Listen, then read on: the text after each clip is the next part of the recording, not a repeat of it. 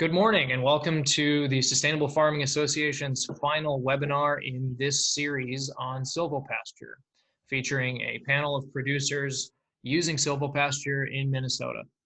Today's presenters are Jane Jewett with WillowSedge Farm from Palisade, Minnesota, Jake Langeslag of Goat Dispatch from Faribault, Minnesota, Vickie Kettlewell of Sunup Ranch from Brainerd, Minnesota, and Travis Bruce with Plum Creek Silvo Farm of Pine Island, Minnesota. My name is Tyler Carlson, and I am the SFA's Silvopasture and Agroforestry Lead. This webinar is being recorded as part of a four-part series made possible by a North Central SARE grant. The SFA is coordinating a professional development program to educate agriculture and conservation professionals on silvopasture and oak savanna restoration. Technical assistance is provided by the University of Minnesota Extension and the Savannah Institute. So what exactly is silvopasture and why is SFA interested in this work? Silvopasture is a practice that integrates livestock on the landscape and is a component of the SFA's overall soil health programming. Silvopasture is the intentional management of timber, forage, and livestock on the same acres. By utilizing managed grazing, 21st century fence and water infrastructure, and sound timber management, we can improve profit and ecological function on the 660,000 plus acres of grazed woodlands in Minnesota. Okay, so before we start off and cue up our first presentation from Jane Jewett, I will direct everyone to the bottom of their screen. There are two boxes. There is a chat box and there is a Q&A box. And here is the Q&A box, and that's where you should put questions for the panelists when we have our Q&A discussion at the end of the four presentations today. The chat box can be used if you're having some issues and you want to speak to one of the moderators to address something like that. And with that, we will kick it over to Jane Jewett. Hello, everybody. Can you hear me? I can. Yes. Great. Yep. So my name is Jane Jewett, and I farm WillowSedge Farm, which was 113 acres of former glacial lake bed in central Aiken County, Minnesota. So that pin shows where my farm is. It's between highways 169 and 65, about 3 hours north of St. Paul. And the lake that you can see to the southeast of the pin is Big Sandy Lake. The Mississippi River is about 3/4 of a mile away. I'm not getting super good resolution on this photo, but the river is, it goes really close to the farm. And one thing I want to point out on here is you can kind of see to the north and northwest a little bit and off to the east and north, the patterns that are the remnants of old ditching projects. Because back in the early 1900s, all of this country was ditched with the intent of making it into farmland. And some of these areas were sold as farmland, but were later abandoned because the area is just too wet and cold. I see there's a question that says the slides have been blurry and hard to see and read, and I think that's an internet connectivity issue. I'm seeing them kind of blurry too. So anyway, yeah, I don't know how to fix that. So the only quick thing that I could suggest is that if anyone has their video on, they could turn off their video. And that would possibly help a bit. Okay, so here's where the farm lies in relation to the Mississippi River, which is kind of surrounding it on the north and east. Where that red circle is a little tiny corner of the farm that's in the 500-year floodplain of the Mississippi River. The rest of the farm, thankfully, is out of floodplain, although in 2012, That was the year that there was tremendous flooding in Duluth, and I did have a foot of water on part of my pastures that spring. But, the farm is kind of the piece right in the middle from that red circle. That's the east edge of it, and then it's 3 40s in a row from there to the west. And I think I mentioned that the ground is low and wet, and this proves it. This is the soil map showing that I've got muck and a little bit of loam and loamy sand and more muck. This is the 40 on the west side of the county road, and that's what I'll mostly be talking about later, but I'll show the rest of the soil types too on the next 2 slides. Tyler, if you want to advance another one.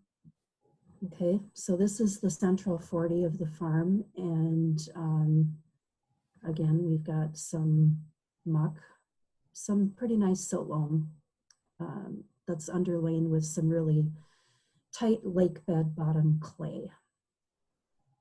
And this is the eastern 40. You can see the pastures, and you can kind of see the pattern of old hay bales that I had out there for outwintering. I do rotate the outwintering around.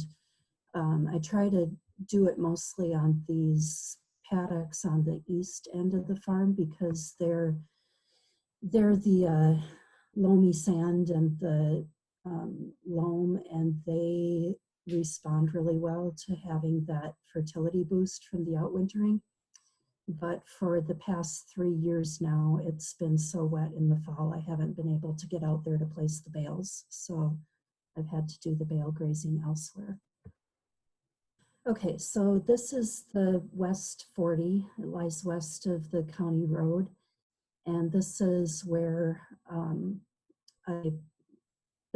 going to talk about, because this is where I do a little bit of agroforestry, although what I call agroforestry is not the same as what Tyler calls silvopasture. I've been a little bit haphazard about it, but I'm going to try to do better. So we've got this woodlot that's in the northeast corner of that field area that lies west of the county road. And that is used for shade for the cattle while they're grazing the rest of that piece. All right, and this shows the paddock pattern out through that west pasture to the west of that woodlot. So the animals have access to that woodlot all the time. And I graze them through the paddocks to the south of it. And then the blue arrows are pointing to the track as it comes out of the woods, the track that the cattle have beaten to go to the west. And then those yellow dashed lines show where I've divided the strips into north and south ends of the strip, so that I'm grazing the cattle on the north side of that and on the south side of that on separate days. There are the yellow fence lines that show how I've got these paddocks subdivided. So I am kind of marching the cattle across the field, starting south of that woodlot and then moving to the west of the woodlot and letting them graze to the north and then to the south, and then moving them a little farther west and again letting them graze to the north and the south. But then they keep going back to that woodlot for their shade and rest area. So part of my plan for improving things in this area is to subdivide some of those wider paddocks, and that's the red lines. And they're not showing up super well on my screen, which again I think is a connectivity issue. But anyway, the red lines there show where I'm intending to subdivide the pastures into narrower strips to have better control of the grazing through there. Okay, and one of the issues with this piece across the road is that the only place that I've been watering the cattle is where that yellow dot is, that the yellow arrow is pointing to, because there's no water over there. And so I'm filling a water wagon, a 550-gallon former fuel barrel. That's the water wagon. And I'm filling that up by the buildings and then trailering it across the road to fill a water tank for the cattle. And that point is the only one that I can access with the tractor and wagon. So that is where the cattle get watered for all of their grazing in this area.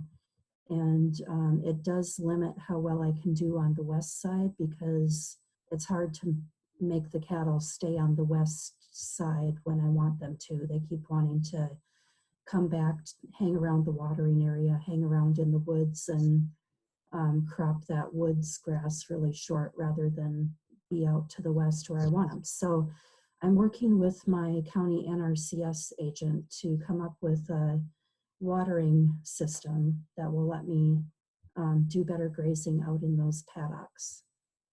And the yellow dots here show where spigots and water tanks would be located so that I can water the cattle out in all these paddocks. And you can kind of see that there's brush in a lot of them that does offer some shade. It's really critical to me that I always have shade available for the animals. I'm not ever going to graze them where they don't have shade. So that's the aspect of agroforestry that's most appealing to me, is maintaining shade for livestock for their comfort. So I do always want them to have access to that woods, but once they get way over to the west side, there is enough brush growing up there to give them some shade. So, you know, I don't insist that they have to come back to the woods when they're way on the west side. So installing this watering system would make things a lot easier for me. It would free up time that I'm now spending with filling that water tank and hauling it over there, which has to happen pretty much on a daily basis when the cows are over there. And with that time freed up, I'm hoping to be able to pursue some better agroforestry practices over here. Okay, so one of the things that was discussed last fall when I had a field day out at my place was to subdivide this woods. That's kind of the low-hanging fruit, because it would not be very hard to do that. Just 2 runs of wire, and actually Kent Solberg suggested using the wider poly tape instead of wire in the woods to make it more visible to the cattle and to deer that might crash through it otherwise and tangle it up. So that's the first order of priority, is to subdivide the woods and then rotate the cattle's access to those different segments of the woods for their shade and rest area, so that they don't have the whole thing the whole time they're over there, which is for approximately 6 weeks in July and August.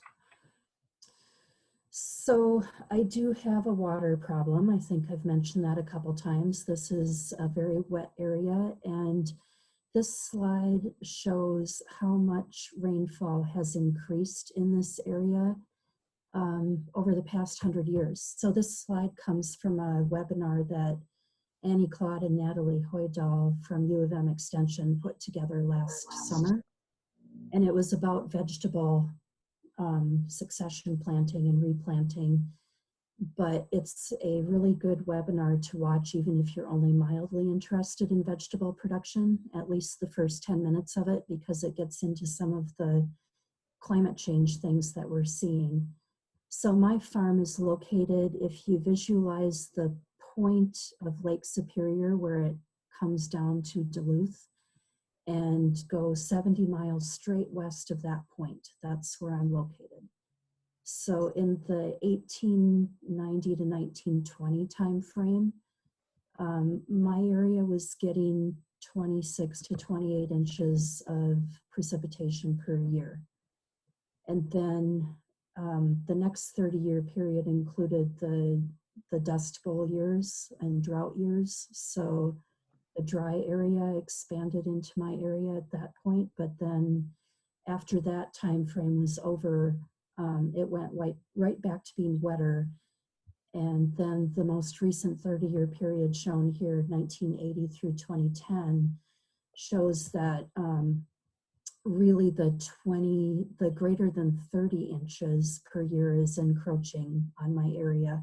So I'm probably getting 5 inches of precipitation per year more now than my grandfather did when he bought the property in 1923.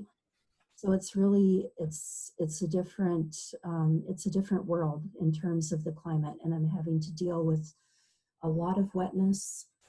The field, next slide, Tyler.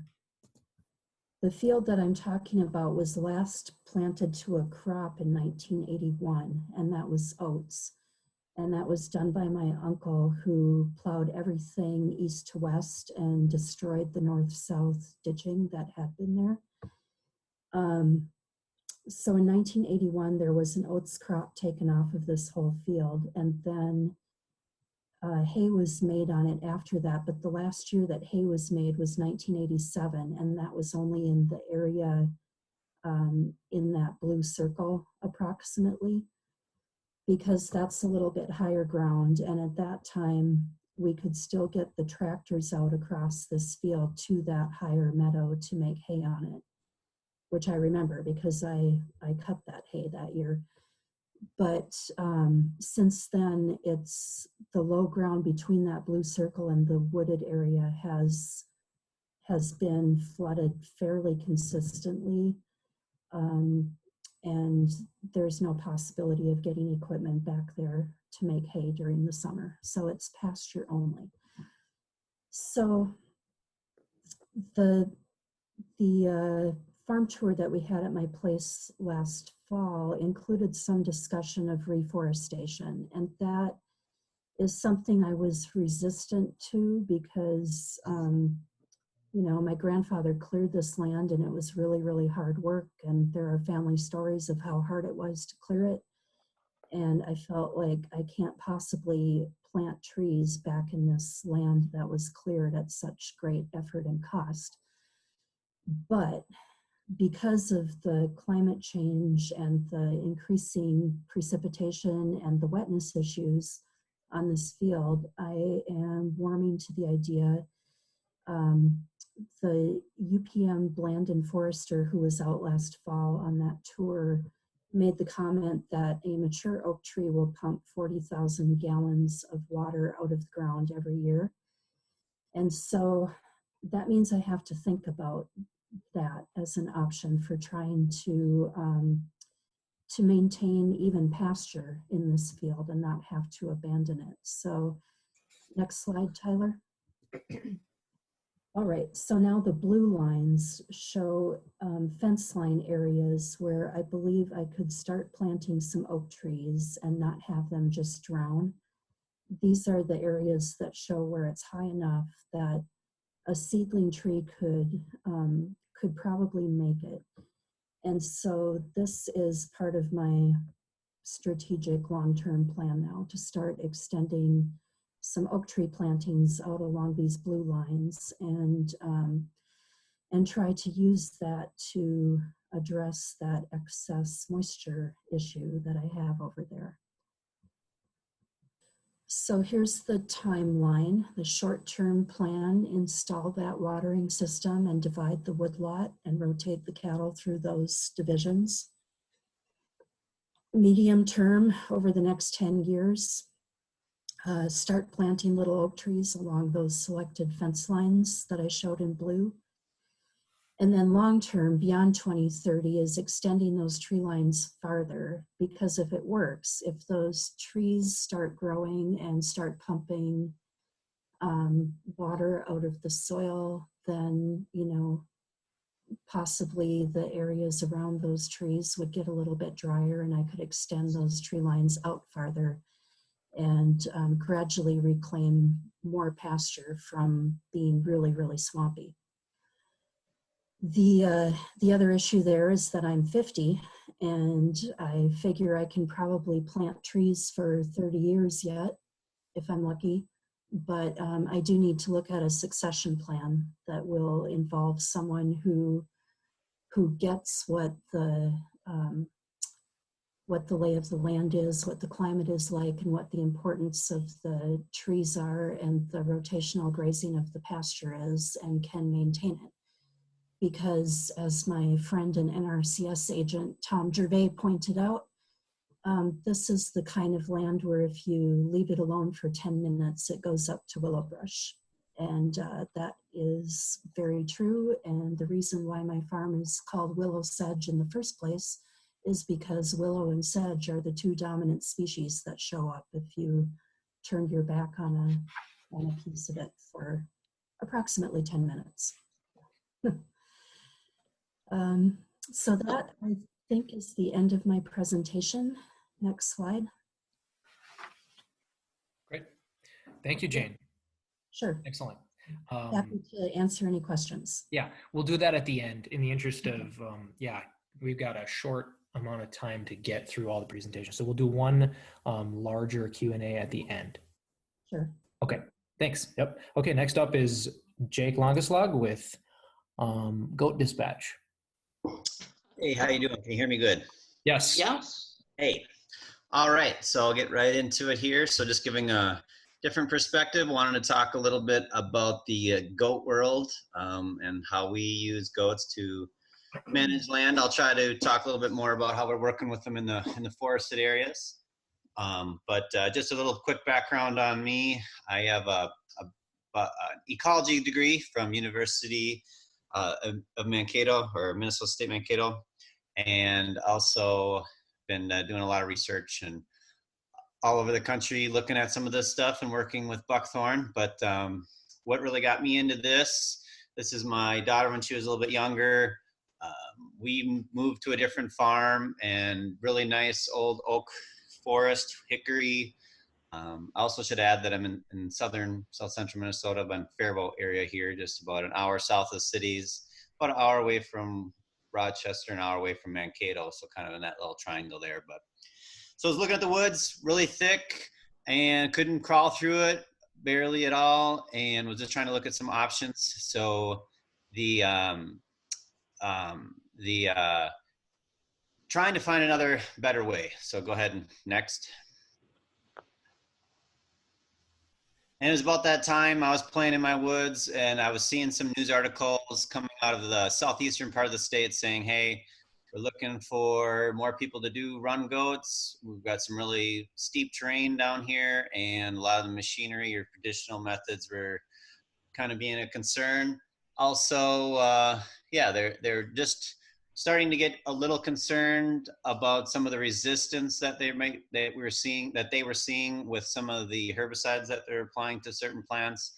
I had one land manager tell me that, don't quote me on the quantities, but it used to take, one dab to put it on a honeysuckle, and now it takes, like 5-10 years ago she thought, and now it takes 3 dabs or whatever. But you get the idea that just trying to get out of this, keep adding more and more and more, and keep kind of hoping that we can kind of stay ahead of that. So that was one concern. They were starting to branch out with that. And I called some of these managers early on when I was thinking about getting into goats, and talking to them and getting some feedback. Next.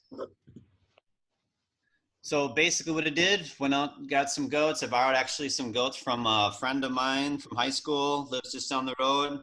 Said, hey, we'll just put them out in the woods for the weekend and see what they do, and looked out the window, and this is what they're doing. It's like, okay, so they're crawling up and down trees and stripping certain bark of certain species, eating certain things. And I was just like, wow, this is really cool, and really saw them gravitate to a lot of the buckthorn that I was trying to go after, thistles, all just general underbrush and that kind of stuff. So was really intrigued with that. So next. So this is my woods here. about 10 acres. So basically just kind of try to get scientific with it. All these different numbers are all different paddocks I had. So you can see like paddock number 1, it's a little blurry on my screen too, but you kind of get the gist. But I put the goats in there from May 3rd to May 5th, and 5 goats for 3 days. And then just so trying different goats, different stocking rates, different areas, wetter areas, all that kind of stuff. Some areas I did twice a year, some areas I did 3 times a year. Just really testing my ability to keep goats in a fence and my ability to keep goats happy and alive, and then also looking at what they're doing for as far as beneficial ecosystem services. So as I was kind of pointing out too, just before, that the land managers were kind of getting concerned and kind of getting to areas like this too. So sometimes, and I'm in the business of working on invasives, and there's a lot of different methods, and I'm not, certain methods for certain spots, but I think one false assumption is, well, why don't you just spray it, or why don't you just burn it or bulldoze it? This is a picture of some other parks that I was working in. What I'm seeing when the land manager telling me, say, so this was sprayed, I don't know with what, but you can see, even though there's a pretty big dark brown zone, you can still see a lot of the buckthorn coming back in patches, and within a short amount of time with that much sunlight, it's just going to fill right back in again too. So there's definitely, just wanted to show that there's also, it's not, I don't say any certain method is winning or doing better, but there's definitely, no one's totally got it all figured out perfectly yet. So next. So this is my woods, kind of in a wetter area when it was a little more shaded. But this is what, after a couple years of grazing, cutting some taller buckthorn down, when there's times when we cut the taller ones down in the winter time, and I'll show you in some later slides where we actually don't really need to do much cutting anymore. But this is what we're trying to go for, getting a lot of sedges, wildflowers, forbs, and grass mixes and stuff like that to kind of come and fill in. And that's what I really look for, is when I'm walking in my woods, am I seeing a lot of bare dirt, just like you do in a pasture situation. But it's amazing how much you open up a little bit of the canopy, how much light can get in there, and especially taking out that shrub layer, what you can really get to grow. Next. So I was really excited to see, when I first moved in, I only saw a couple sensitive ferns growing in one small patch. And then after a couple of years of this, I was like, wow, all of a sudden my patches turned to 1 to 2 to hundreds of sensitive ferns on a hillside. And it's just really, really rewarding to see that level. Next. And I'm a big bird watcher, and just watched red-headed woodpeckers for the first time, started to move back in, and actually had a nesting pair that had eggs. And and for my area, that's kind of it's a species of concern in Minnesota, but maybe it was just lucky or whatnot, or one woodpecker came by at the right time, right as I'm doing some of these practices. But I like to think that, opening up the canopy and allowing for the red-headed woodpeckers to come in there. I did notice that this particular male came in the fall, and he would fly down and get all the acorns off the forest floor, and he flew them up, and they actually stashed them over winter. So I think it was a big help to be able to, for this particular bird, when he's stashing acorns, to be able to get to the ground level, pick up an acorn and fly back up, where if it was solid buckthorn, he wouldn't have been able to do that because it had been too choked out. Also, just kind of want to diffuse a myth. Talking about land managers that goats will eat everything. Goats do have some standards. So this is a roadkill deer along a roadway, but pretty heavy goat pressure, and they never ate, within 2 feet of this dead carcass. So sorry, being a little bit gruesome there, but they definitely have a hierarchy, and that's the big thing that I love about this business, and I get excited about, is trying to match the goats to the certain time of year, to the certain type of plants. And every place or job that we work at is unique. And it just, sugar content, secondary plant compounds, just so many different factors that we look at, and what plants are blooming at what time, because they'll be gravitating to those. And like an example of spruce trees, or Christmas trees that people use. We feed out a lot of Christmas trees. We have a Christmas tree recycling program in the winter, But a lot of times in the summertime, if we're grazing around, you know, some more of the spruce trees, we really find that they really don't touch them. Maybe a couple nibbles, but nothing like they do in the wintertime too. So, you know, if you have people saying, "Oh, I can't put goats in there; they're just gonna destroy everything or eat all the wildflowers and kill all my trees," I just really beg you to say that that's not the case. Next. So what it took for me, and still working at it, it's still, I feel we're getting really good momentum the last couple of years, but a lot of land managers, it was totally wouldn't even consider it. These are some managers that I was working on for a while. First couple of years were, you know, no way to goats, and then bringing them out, showing them the actual plants, showing them the pictures, and you can see this is, remember this manager was like, wow, look at all these, you know, hickory seedlings, all these other things that are coming up. And goats were, you know, used extensively in this woods, and kind of opening their eyes to that has been a real big, um, um, really kind of cool thing. So depending on where you're at, this is a picture of garlic mustard, and this is a plant, again, I have a pretty good network of friends of other goat rental companies and goat farmers that I talk to, that I asked them, hey, how do you do on this plant? And garlic mustard, one of the people I talked to in Wisconsin said, hey, you know, I really can't get my goats to eat garlic mustard very well. So I was like, well, you know what, I'm still gonna try it. I like to try everything, a little bit of everything. So I put only 3 goats, 1 section of fence, just a really tiny little area. And this was Friday night. And then and that was, I think, a day, I think it was like 2 days. So Monday or so, went back. So they had really good coverage. As you see, they ate the garlic mustard down. This is a very problematic forest invaded plant that really takes over. And it was just really promising to see. And I would love to get on more garlic mustard jobs. I think the goats do well. It's one of the most, my understanding, one of the most healthy plants on the earth to eat. Just so many nutrients and stuff like that. So we have a lot of these plants already going, and it's really nice to kind of work in reverse instead of saying, hey, I don't want to, you know, eat all my forage up. But in with this type of work, going after invasives, are actually, I want to try to get a really good utilization of the plant. So next. So this is kind of, again, working in forests and in cities. This is in St. Paul, and we're working right in the city in St. Paul. The inner fence is electrified, the outer fence is not.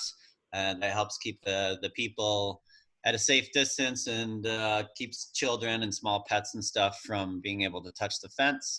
And we really try to do this along really busy areas or streets or sidewalks and stuff. And people really enjoy it. The parks really love people coming out and watching them work, and it's really satisfying watching, you know, a lot of the brush that you're working on for so long and grows back so fast that just watching animals just go to town on it really feels good. Yeah, and then just, you know, my part that I'm working at is just large numbers. So as we get, you know, I really believe in the practice, really in growing what we do. But as you get more and more, a lot of the things change. You know, trailer sizes change, how you move the animals change.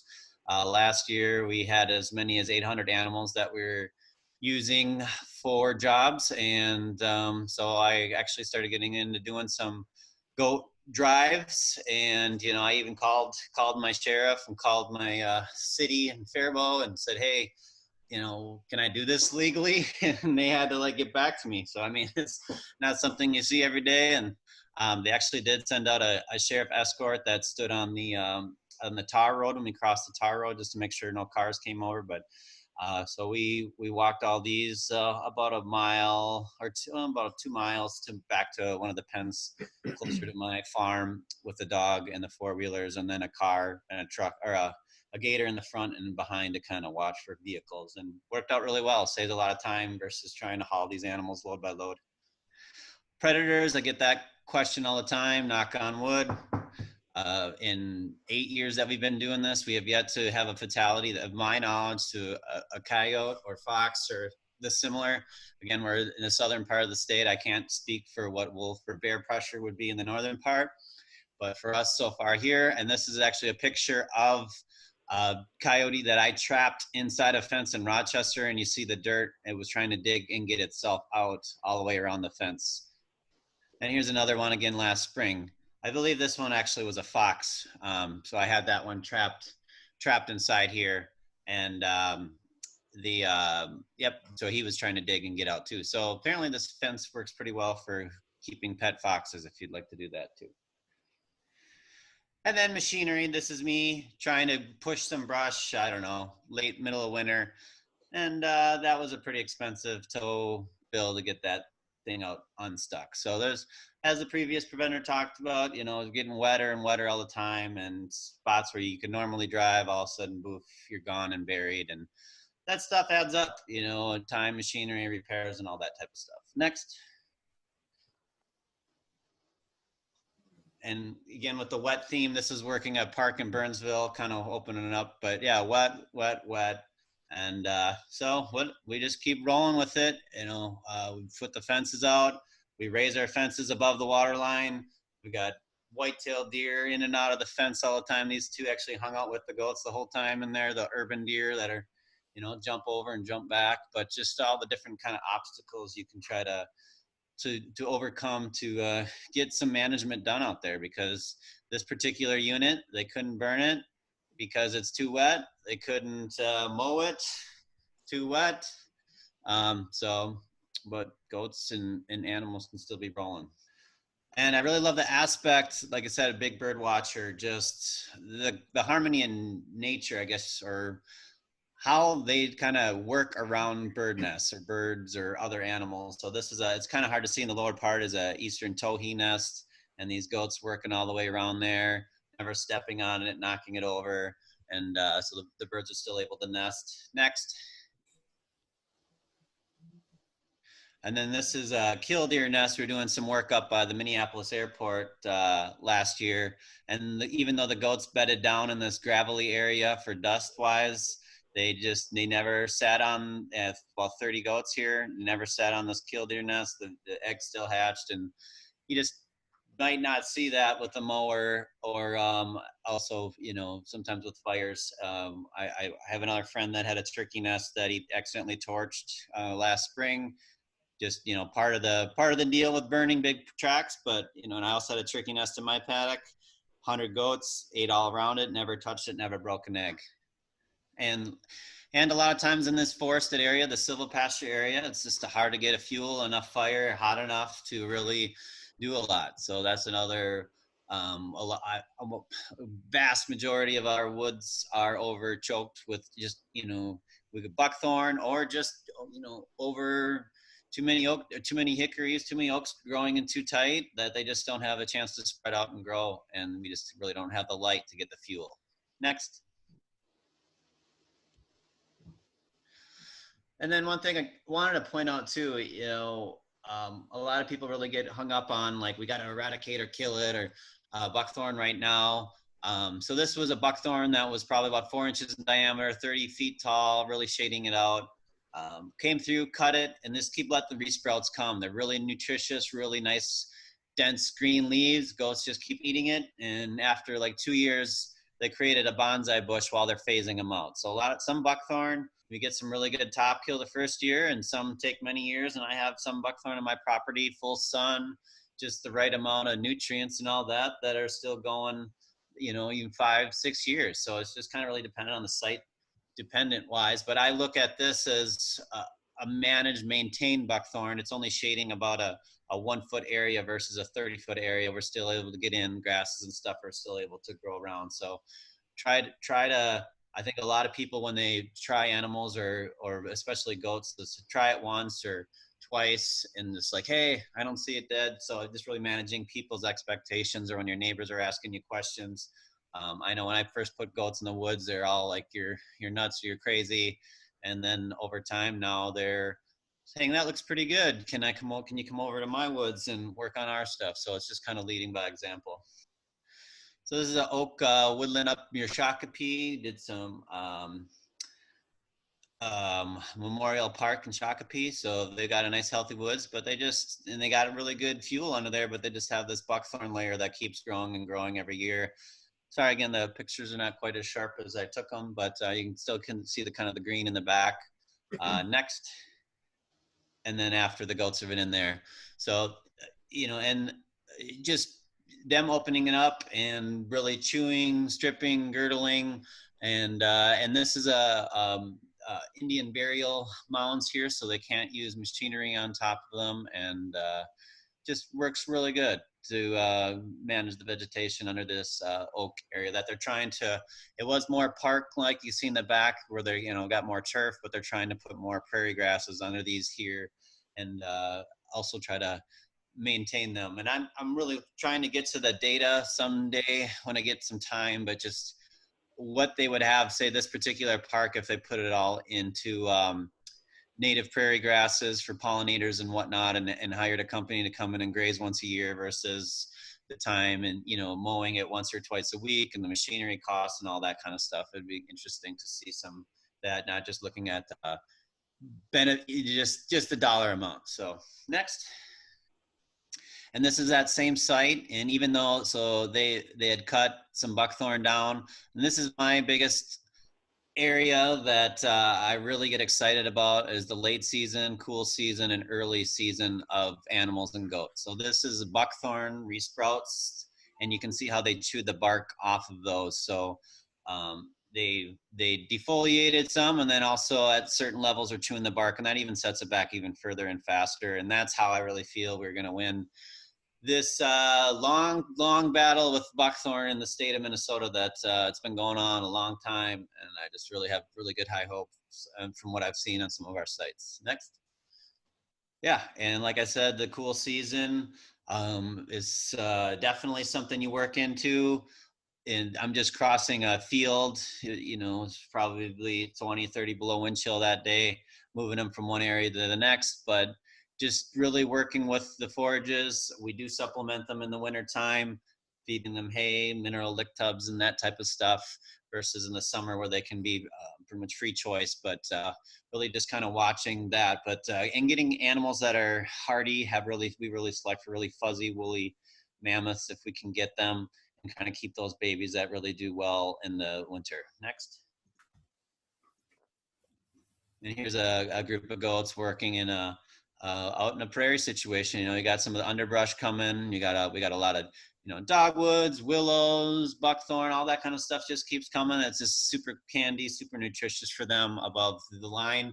And the interesting a lot of times is, I mean, I'll have a full hay feeder and Christmas trees and everything else, yet they still want to go out here and eat this vegetation. So it tells me I just watch the goats, let them lead by example, and they're getting something out there as well as exercise, and we're also getting some work done. Next. And again, I don't really too worry about it if this buckthorn was cut and it grew up and it resprouted, and a lot of people, you know, throw their hands or give up, or say a park loses funding for a couple years and they can't give goats back and they kind of get a little bit taller. I don't worry about it anymore. Just, you know, if we get them in the cool season rotation, I can put them in and have this goats just restripping the bark and just setting it back. As long as we're getting them before they go back to berries and the seeds to reset, I think we're definitely winning. Next. And here's, just some brush encroachment on a area, that old CRP field that they want to keep. And this is all sumac. And I don't know if you can just really see all those light colored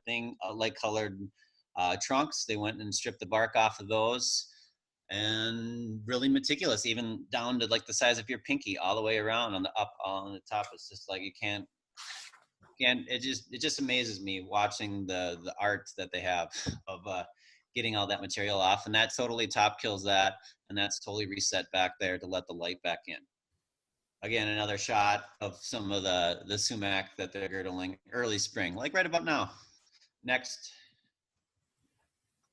And then this is what I'm really excited about. And sorry, I see some of the chats kind of popping up here. We'll get to the questions at the end, but just letting you know, the taller buckthorn, you know, this is the part that I would love to see more managers. You know, I've been into a lot of talks, speaking a lot of different places, but the bark stripping of taller buckthorn, I'm really, especially on large acreages, if you can't get machinery, you don't want to go out there and cut it with chainsaws and all that type of stuff. Let the goats go out, bark strip it in the fall or winter, and then let the resprouts come up the next season, then follow up with them. I see a lot, you know, even people with cattle and whatnot, I see a lot of talks like, hey, you know, we went out the skid loader and we cut.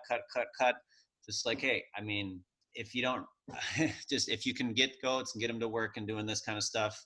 And then over a couple years of doing this, the initial land clears, if you want to get some more light in there, and then you have your cattle come in and knock some of these old stems and stuff down, I think it's just going to be just a really cool thing. Just like nature had it intended before. I think this is what we're seeing.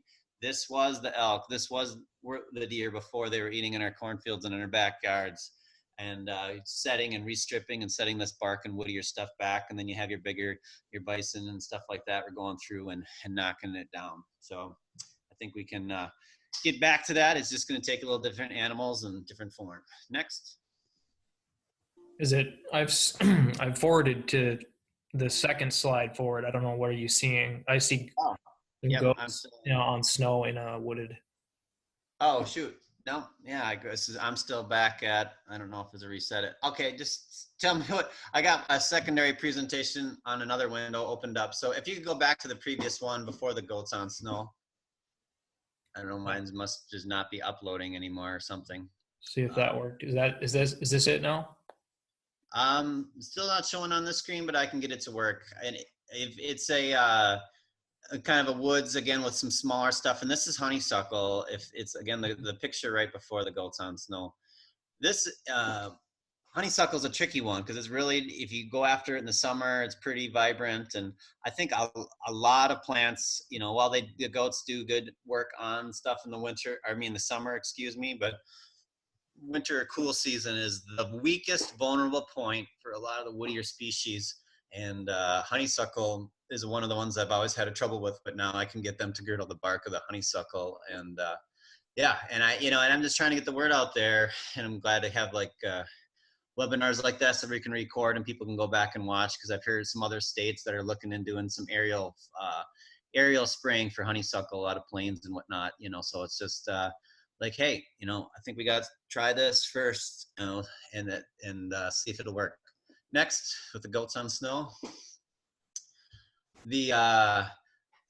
So these again are girdling. This is some black locusts, and this is about early December, late November, and they're doing really good with that. How is that? Go. Okay. Yeah. There we go. Okay. Cool. All right. So like I said, goats again. And then go ahead to the next. Should I probably catch up a little bit here?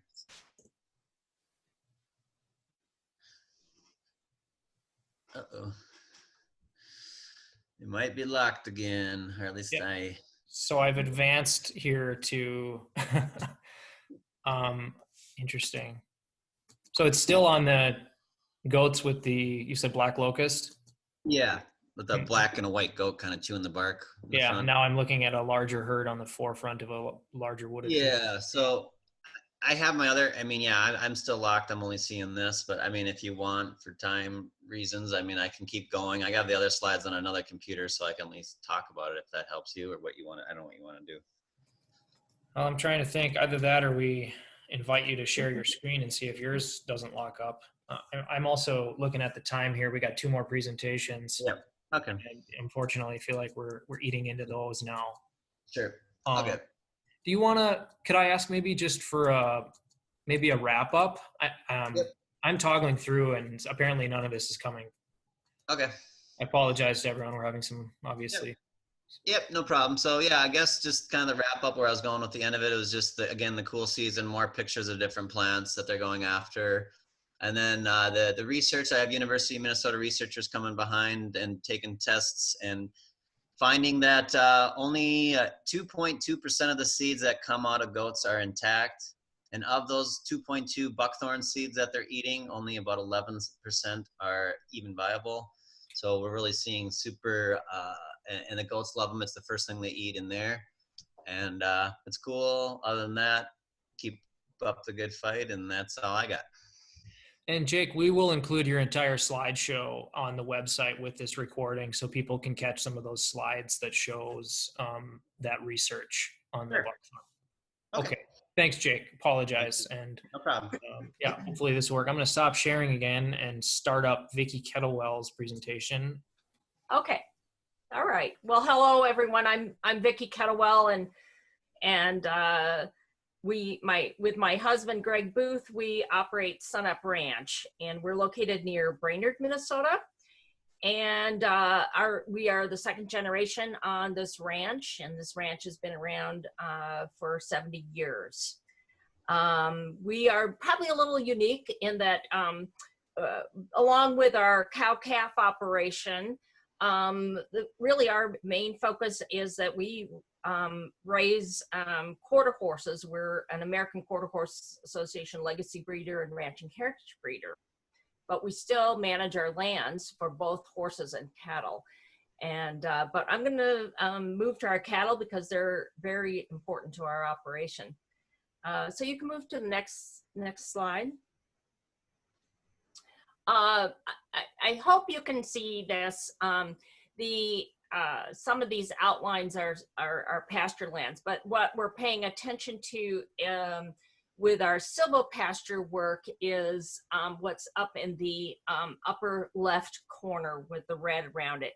And you can probably see the two different pastures. There's a corridor that goes through there, the line, and then so what's on the left side is some of our silvopasture, and over on the right side is just some woodland with mostly mature oak and some larger birch tracts. So we're going to be, when we go to talk about the silvopasture, we'll be talking about some of that land that you can see on the left part of that upper red box. Okay, you can move to the next slide. All right, so this is back in the day. So for as long as my parents ran the ranch, they ran large pastures, and the cattle had free range, and they, of course, the ground was kind of pounded down, and you can see in the background that we had quite a bit of weeds and so forth, and not the grass growth. So this is kind of the before, and this was probably a picture taken, I think, probably 15 years ago, maybe. Okay, next slide. All right, so in about 2009, we undertook work with the NRCS to develop a grazing system for the entire ranch, both the cattle and the horses. And I want to talk about the cattle a little bit more because our cow-calf herd has been really selected for individuals that are medium to smaller framed Angus cattle. They really, our herd traces back to the herd that my parents started in the 50s. They are selected for their thriftiness. They're also selected, so by that I mean that we do not do any additional feeding with these cattle. They have to pretty much get their nutrients from our grasses and forages. And of course we select for the other things that everyone selects for, which is calving ease and growth in your calves. So there's a little more stability and predictability in our cattle.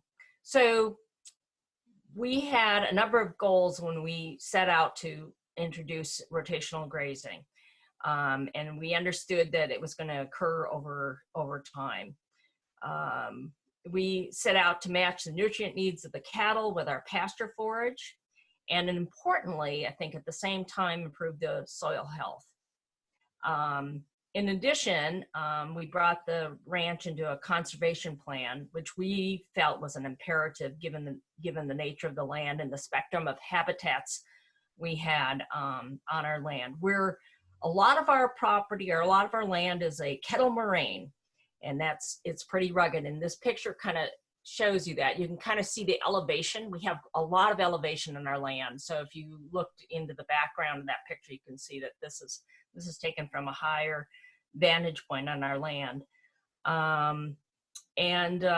So we had two goals: to support the livestock, but also to maintain critical habitat for species, including the pollinators. So this is the opening up of some fence line corridors. This was kind of one of our first steps in subdividing these pastures. This was before, by about 4 years, we started anything with thinking about silvopasture. On the left-hand side, you can kind of see some of the fence line that we put in there, which is high tensile electric. After we did the logging, we also felt that we had to get our grasses established back in the skid areas, and we had pretty good success with that. Next slide, please. All right, so this was a pasture tour that we did after we had begun our rotational grazing. You can kind of see some of those fence line corridors. You can see that what's growing up in there is a mixture of, there's some thistle in there and so forth, but that now is pretty much gone. We hadn't grazed those corridors per se at this juncture, but that's what we do now. So, and thistle at certain stages, of course, cattle will eat, and there's quite a bit of nutritional value. However, in our woodlands, this is kind of what it looked like, fairly sparse and kind of brushy, and we can see a lot of smaller birch in there. This just wasn't, you know, our cattle weren't benefiting and as much as we thought we could realize off of this ground. By the way, our soil type is mostly a clay loam up in these high hills, laced with a lot of rock, and not just small rock, but a lot of boulder sized rock. Next slide. We also installed a watering system with overground piping. And while our kettle moraine holds, and you'll see this upcoming, a lot of ponds that are not, these ponds are solid bottom ponds. They are not swampy ponds. We still wanted to provide fresh water for the cattle. Next slide. When I talked about the importance of wildlife on our ground, some of the species that we have include blandings turtles, which are considered, I believe, in Minnesota, a threatened species. But we also I'd like to just reference that we have wolves, we have coyotes, we have black bear, we have an array of raptors that are everything from golden eagles to osprey to red tails. We have a lot of native songbirds. We have fisher, we have pine marten. We have an array of owls. We have an array of turtles, and we have pretty good, I think, pretty good plants on our land that also support a lot of pollinators. So next slide. We try to keep intact our areas where we have milkweed for monarch. So we don't eliminate the milkweed. Next slide, please. So in 2012, we heard about a study that Dr. Giomi Zamora was conducting. And this study was looking at silvopasture, and we knew we had potential to work with our woodland in a much better manner, and we felt this would be a terrific opportunity for us to be involved in this research study that Dr. Zamora was doing, as well as a learning opportunity for us. And Dr. Zamora works with he's a University of Minnesota Extension forester. So this was a proposed 3-year study, and he was looking for cooperators, and we raised our hands. So we were one of 3. So the first, and open up the canopy and select trees. And as I said, that we had a lot of mature oak with very large fans at the top, you know, so you can kind of see one of those tree characters that over in the middle of this frame, just slightly to the left. So we selected a lot of those more mature trees, and then we took trees from around those individual trees, and and then the land was brushed. We did not, and those brush piles were mostly burned, but if 1 or 2 of them were left for wildlife. And then the ground was fertilized some, and it was broadcast seeded. And the list that you see underneath this photo are some of those grasses that were seeded in. Some of them considered native, some considered not to be native. I would say that in addition to those planted grasses, what we see in there as well is we have brome. There's quite a bit of brome that has come in. We have a white clover and Alsike clover. We have fern in there. There is some Canadian thistle again, and we have used only mechanical means of either taking brush, but we have not used any kind of chemical means to take any of the brush out. All right, so this is in the 3-year study, the first thing that happened was the preparation of the silvopasture. So the study was comparing 3 different paddock situations. This one was called the managed silvopasture. Behind it, you can kind of see some open ground. That was an open managed area, so that was open ground already. And then to the west of where this pasture was what we termed a unmanaged silvopasture. It had been logged.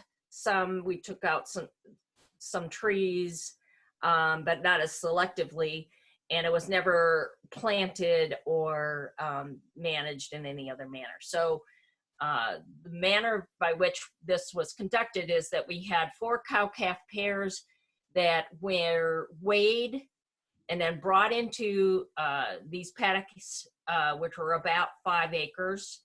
And so they stayed on 7 days or less, depending on the moisture conditions and the forage condition. When they came off, then they were weighed to measure we were seeing weight gain or loss, and how that compared to the 3 pastures compared to each other. When they were brought back on in about 35 or 40 days, it wasn't a heavy or they didn't graze this in a really intense manner, because there were only 4 cow-calf pairs in each of these paddocks. But there were definitely findings from this. And again, in this photo, this was a pasture tour that Dr. Zamora, who's over on the left, took through our pasture. And you can kind of get another idea of the tree stand that is in that. silvopasture, and an idea of how the forages came in. So we can go to the next slide, please. Okay, so then this is now in those same areas, and we have with one little happy calf, we have pretty good established forages in a good part of where we do the silvopasture. One of the things that I do find in one corner of this is that I have a lot of wild raspberry. And in fact, I'm working on that this week with the wild raspberry. I don't even know if goats eat wild raspberry, but at any rate, we can go to the next slide, please. This is an area that is, we have a watering system at this particular juncture, and but we never let the cattle in their paddocks in the whole of our rotational system for longer than the forages will carry, and as long as we have ground cover. So this really is trying to show that despite the fact that the cattle will congregate here because there's a water source here, they will be moved off it before the ground becomes bare. We try to monitor the distribution of manure and the forage height. And I would like to say in doing this, so the silvopasture area is grazed much more intensely now than it was in the study during the study. So next slide, please. This shows you some of our ponds and what our terrain is like. And in the background is the unmanaged silvopasture area, which is our 2020-2021 project. So what you're looking at across on the other side of that pond is kind of our next section of work for silvopasture. And so there's a lot of work to do in there. It's rugged ground to get into.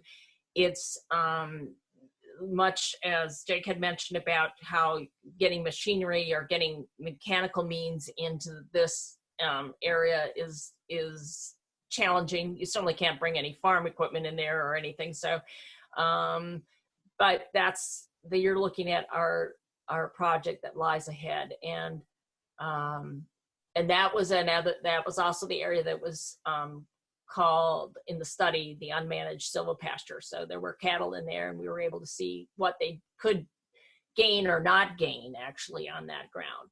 The pond is very deep because it's a kettle, and there's not any swampy ground around it. It grows lily pad on it. It's year round. None of these ponds dry up, even in the driest years. They are not spring fed. They are rather, so it's the water that sheds off of the land around it. But it's pretty clear and clean water. And so this pond probably is, at least 10, 12 feet deep, even deeper. So next slide, please. Again, this is another pond, and this shows some of our open ground. And again, this is rotationally grazed and cut into paddocks. On the upper right is the managed silvopasture area, and there's a large bank that goes up on the far side of this pond. And I could say a couple of things about the so we put our horses to work, and it's one of the important things about our operation is that we handle our cattle with horses. And I will have to tell you that working with cattle through a silvopasture on a horse is so much better than working in a heavily wooded area. So this, again, you can kind of see how rugged this landscape is, and what we have to work with.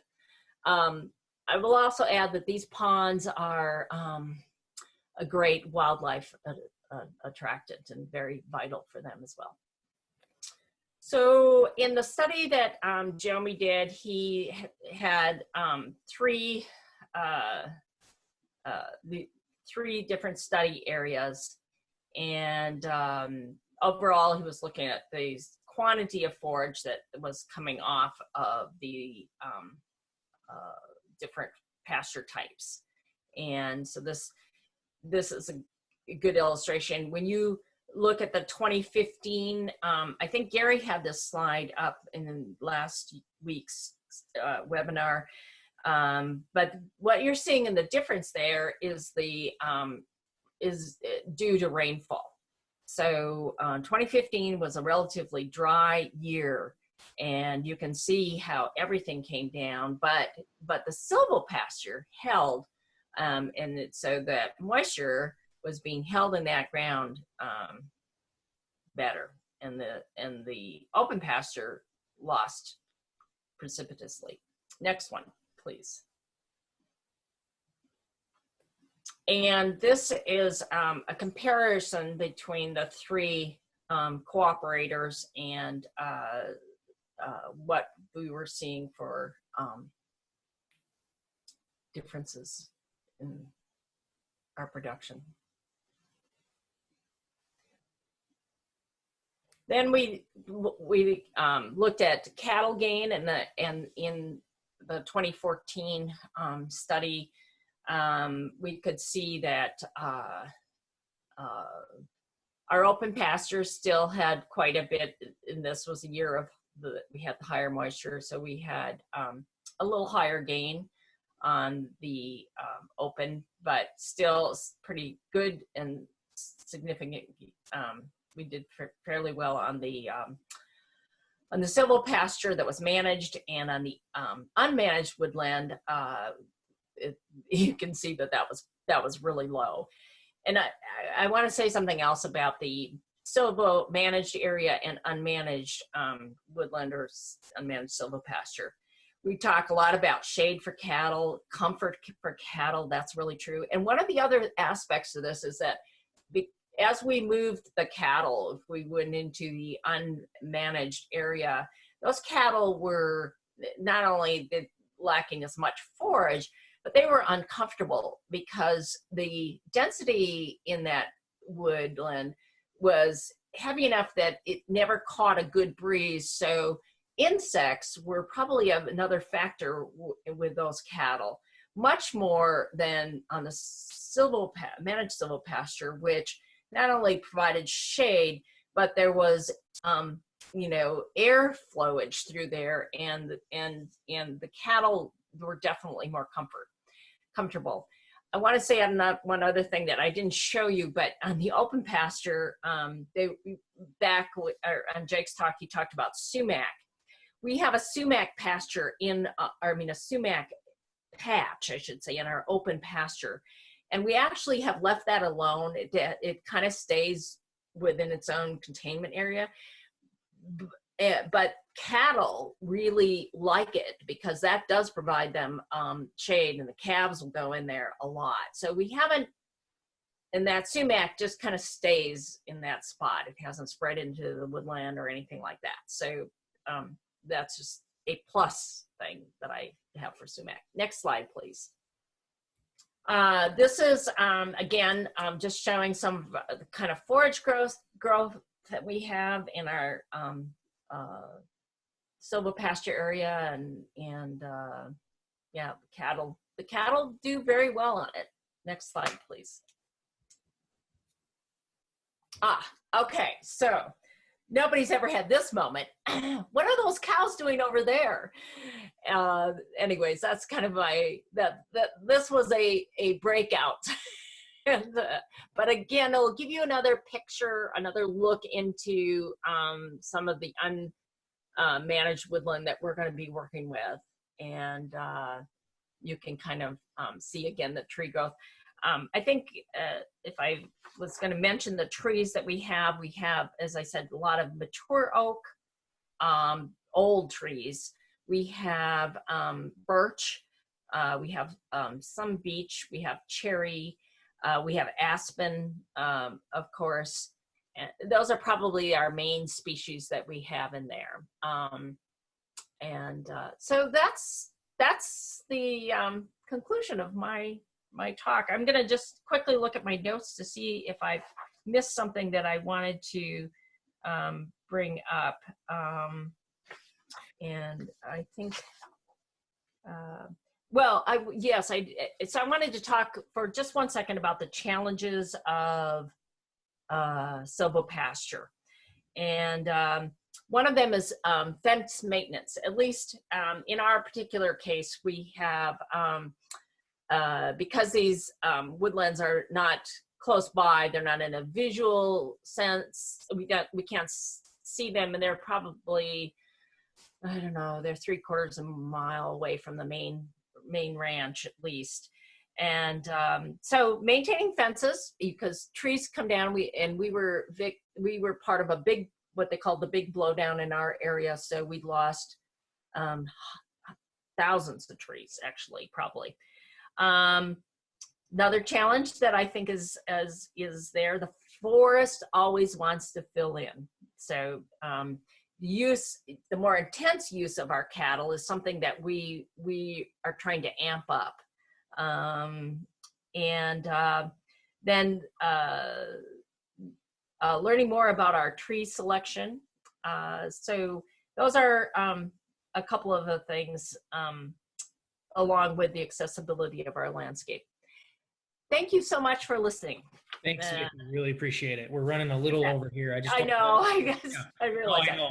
It's easy to keep going with these things. We really appreciate it. That's great. And we might have some time to talk about that a little bit more. Mm-hmm. For everyone listening, we're going to be obviously going over a little bit here. Next slide. Current farm overview, basically raising a variety of meats from whatever we decide is going to be beneficial to the property. Trying some mushroom bugs, some other grown products. Overall property overview, we've got 30 acres. This picture was actually from 2017. We'll jump back to earlier picture later, but basically half the property wants to be maple basswood. The other half is fairly young walnut stand with a stream that goes through the middle of the property and runs year round. Okay, this is 2009. This is when we purchased the property. Obviously very dense with trees. You can lower right hand side, that was a kind of stocked horse pasture up until a few years before this picture. So any areas that were being grazed were generally quite heavily grazed. Again, you can see there's very to no definition between the tree canopy, indicating how dense it actually is. Next slide. Okay, and shortly after we moved in, we realized there's something different going on. There's very large die-off of hickory, elms, and ashes. Woodpecker presence everywhere, holes all over the place. Noticed a lot of wet bare spots. Things just didn't dry up. Not a lot of growth anywhere in between. So we decided time to do something, and we decided to add livestock. Before that, we were primarily a hobby farm. Didn't really plan on doing much with any of the woodland areas until we realized how much of it was overcrowded, dying off, and following the death was a lot of, including the wild raspberry, prickles. Luckily, not too much more. Next slide. Okay, the first thing we had were goats, partly from my previous, I guess in my 4-H days, knowing how quickly they can clear vegetation, whether it's vegetation you want or don't want.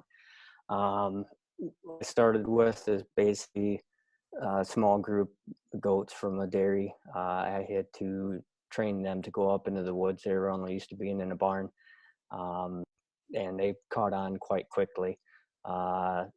The area was so dense, even when it came to trying to mechanically remove down logs or anything like that, I didn't really even see what I was working with.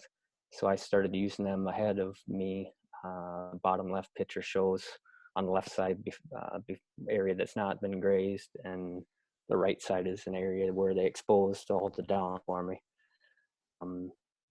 I've since moved a little hardier breed that tolerates the temperatures and stuff. I went to all Kiko, which is our buck on the bottom right corner. Next slide. All goats, I added cattle. Partly there was just enough growing.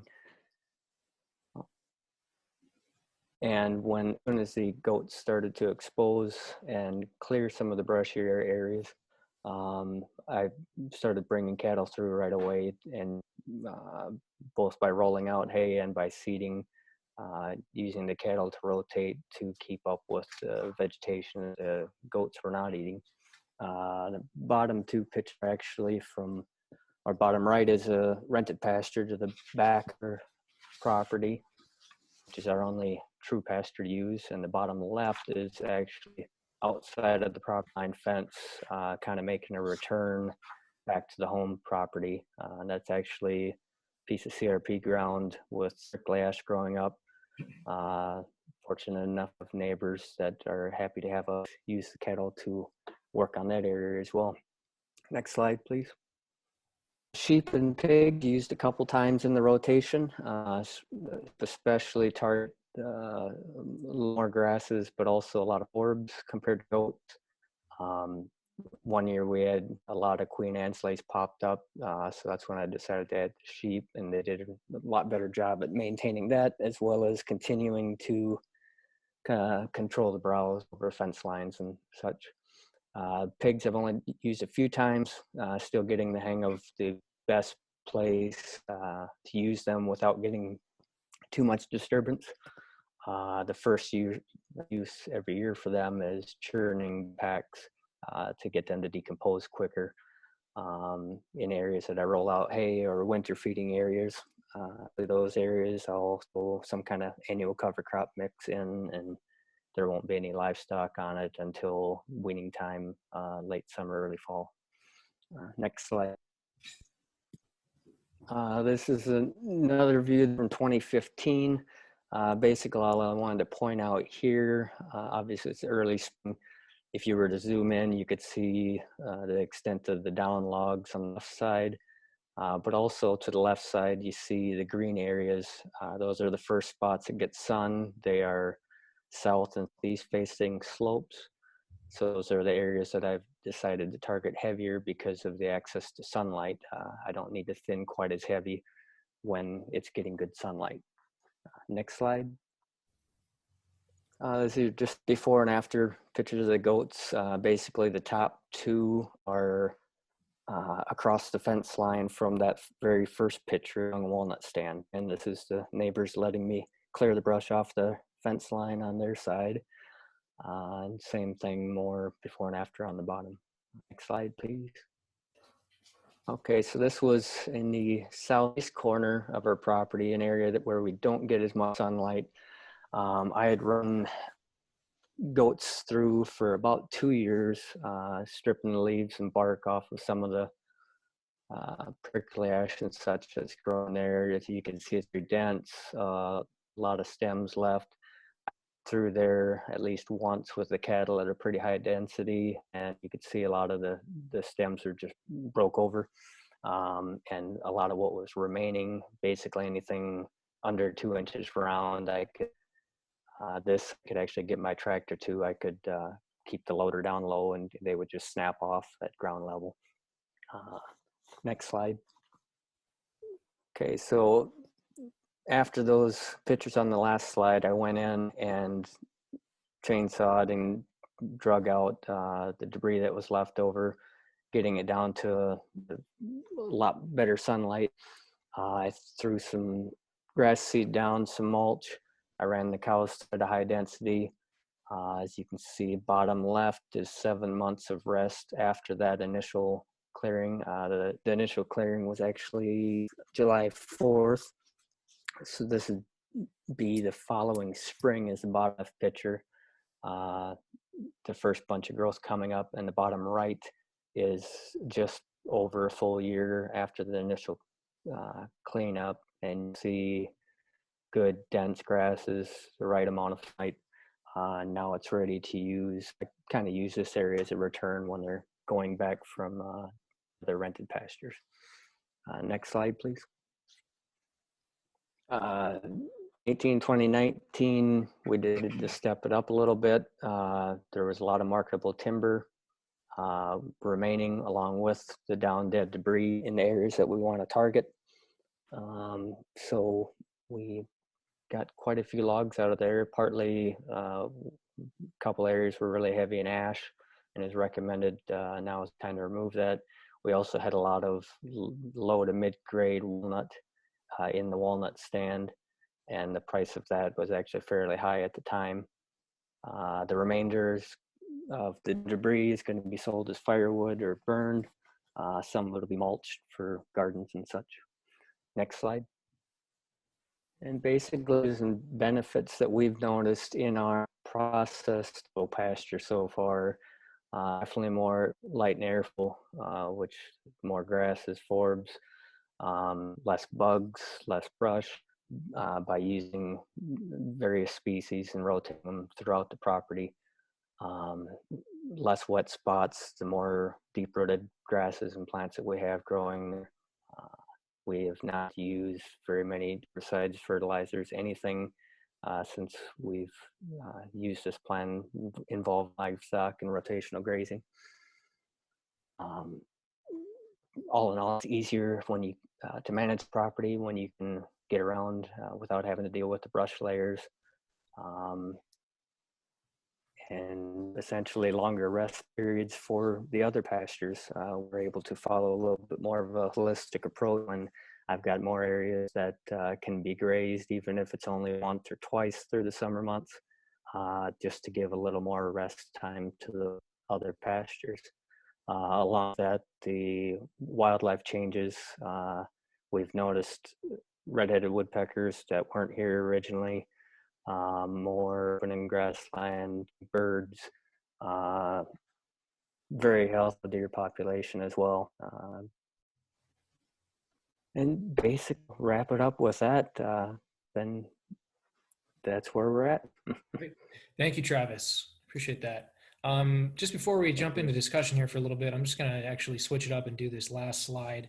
A couple other opportunities. As you leave the webinar today, you'll hopefully be receiving an automatic survey, a Google form, and in that form is an opportunity to join the Silvopasture Learning Network, which is part of a sister grant partnership with the University of Minnesota Extension, SFA, Minnesota DNR, and Great River Greening. There's a research side of that and an education side. And the Silvopasture Learning Network is a big component of the education side, and a lot of the similar events, volunteer events, field days, webinars, cafe chats are part of that grant. And so you can sign up for the email list and receive updates on those future events. And in addition to that, there's SFA's Silvopasture resource page. The link is there, and you'll find these webinars and other future events and other documents and information on that site, as well as the recently completed resource manual.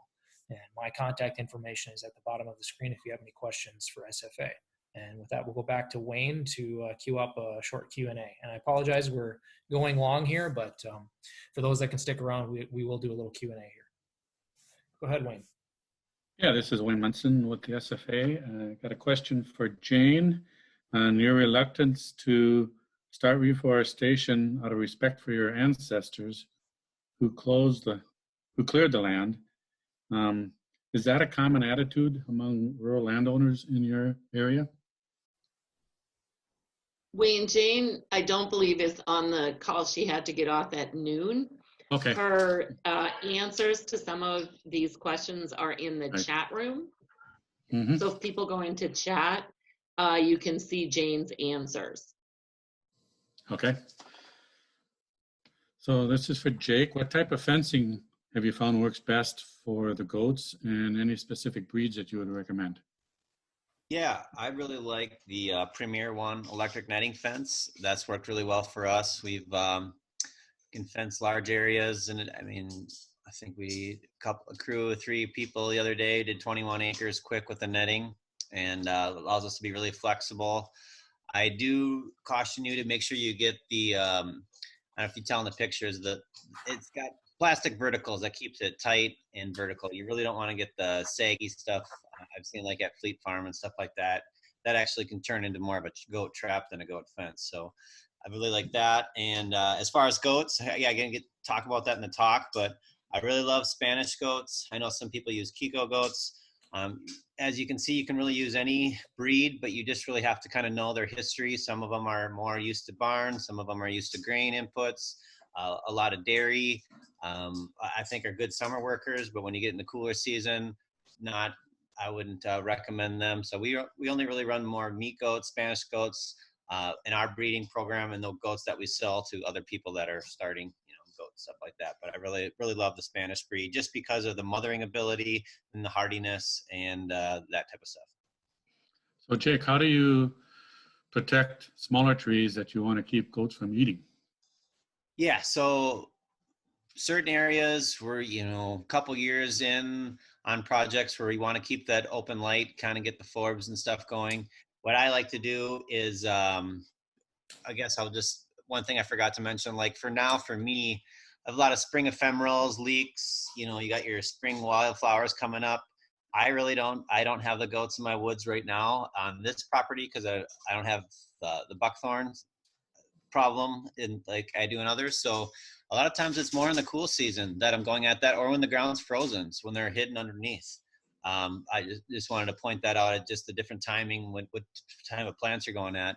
And then the woodier species, the elderberries, the dogwoods, and all those, just, I think the previous presenter too, the willows, they grow, fast, 10 minutes, you turn around and they're coming back. So I feel like, they're at a good level. If I want to get some oak regeneration or hickory regeneration, then I like to use cages. I like to use the kind of like tomato cages, but squares that are a little bit more sturdy, and then you can reuse them and just put them over. And especially oak, once you get above the browse line, just like deer, so they're not eating off the leading tip. Once you get it above the browse line, then you're good, and that one can keep regenerating too from there. So that's kind of how you could do it on a specialty smaller level to protect particular trees that you're interested in. But most woods, and even my woods too, I'm still overchoked with other overabundance of trees, so I'm slowly taking them down. We are doing mushrooms. I have a mushroom company that comes out and takes the logs to make shiitake and oyster mushrooms.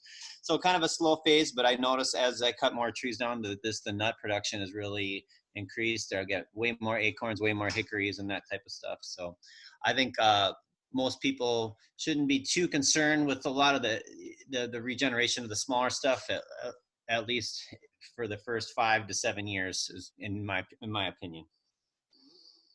Thank you. So this one's for Vickie.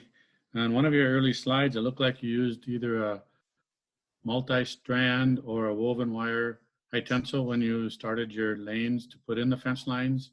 And as you move forward and you go into new areas, are you sticking with the multi-strand or going to more single-strand type of fencing? Yes, those initial fence lines are the high tensile 5-strand, and but no. So we have already started doing much more intensive mob grazing, which we use movable single strand fencing, and we will be doing that in the silvopasture areas.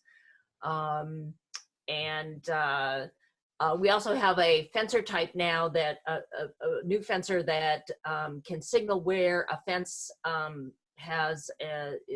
it may be a grounding out or something. So that makes it a little bit easier for us as well. But no, we will not be using that same kind of fencing. Though that fencing is very good, and it has created our larger, I think we have a total of 11 paddocks of various sizes throughout the whole cattle pasture with that fence. But all of the subdividing we're doing now is with that single strand, and that will happen in the silvopasture. Good, thank you.